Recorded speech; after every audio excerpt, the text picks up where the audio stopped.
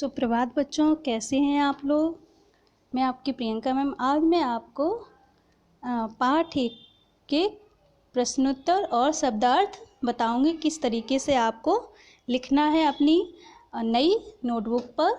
कल मैंने आपको बुक में जो खाली स्थान थे, एक्सरसाइज वर्क था, अभ्यास वर्क था, वो आपको बताया था। सभी लोगों ने कर लिया होगा। और मैंने आपको कविता याद करने को दी थी, सभी लोगों ने किया होगा। अब सबसे पहले हम नई नोटबुक पर पाठ 1 डालेंगे, राइट करेंगे। उसके बाद राइट करेंगे हिंद देश के निवासी। पाठ का नाम क्या है? हिंद देश के निवासी। फिर नीचे लिखेंगे शब्द अर्थ। नीचे क्या लिखेंगे? शब्द अर्थ। उस शब्द के नीचे लिखेंगे निवासी। निवासी मीन्स रहने वाले। निवासी का अर्थ क्या होता है? रहने वाले। अब रहते कौन है? लोग।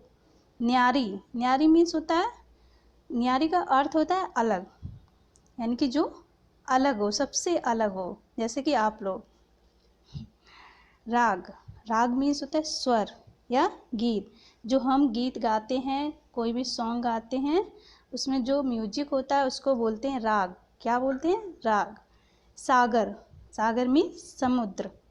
तराना। तराना मीन्स गीत। जो हम सॉन्ग को गाते हैं वो म्यूजिक मीन्स सॉन्ग, उसको बोलते हैं गीत। जन। जन मीन्स होता है लोग, प्रजा।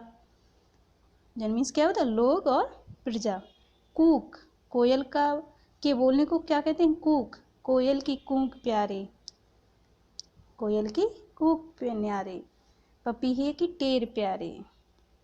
तो कूक मीन्स कोयल का बोलना। अनेक मीन्स अलग अलग। अनेक होते हुए भी हम लोग क्या हैं? एक हैं। अनेक धर्म में जाति हैं, लेकिन फिर भी हम लोग एक हैं। हिंद। हिंद मीन्स होता है, हिंद का अर्थ होता है हिंदुस्तान, जहाँ हम रहते हैं।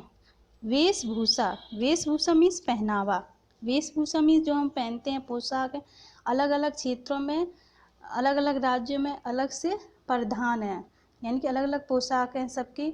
जम्मू कश्मीर का परिधान अलग है, और राजस्थान की वेशभूषा अलग है, हम लोगों के यहाँ वेशभूषा अलग है।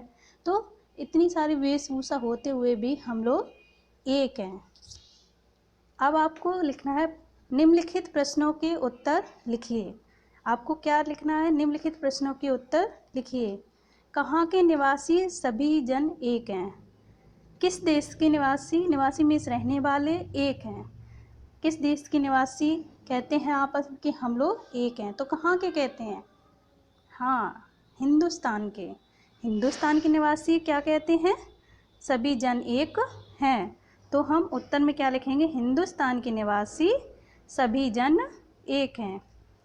कोयल, पपीहे और बुलबुल के गानों में एक ही राग कैसे है?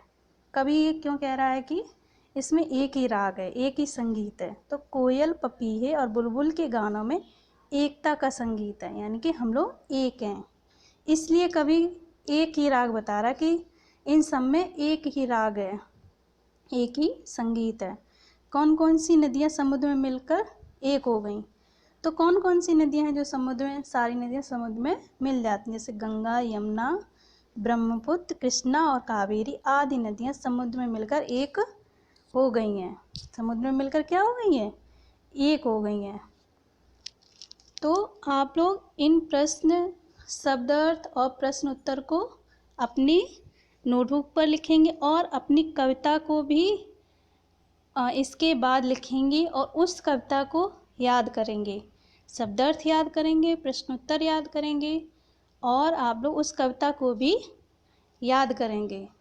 आप अपना कोर्स सुंदर सी राइटिंग में करेंगे। कॉपी, आप नोटबुक आपकी फटी नहीं होनी चाहिए। नई नोटबुक पर करेंगे कवर करके अपना नाम, पापा का नाम, फ़ोन नंबर, एड्रेस, ये सब उसमें राइट होना चाहिए। स्कूल का नाम, आप सभी अच्छी सी राइटिंग में उसको लिखेंगे। और आप पाठ 1 सुंदर सी राइटिंग में पूरा करेंगे। आप किसी भी बच्चे की गंदी राइटिंग नहीं होनी चाहिए। Okay students.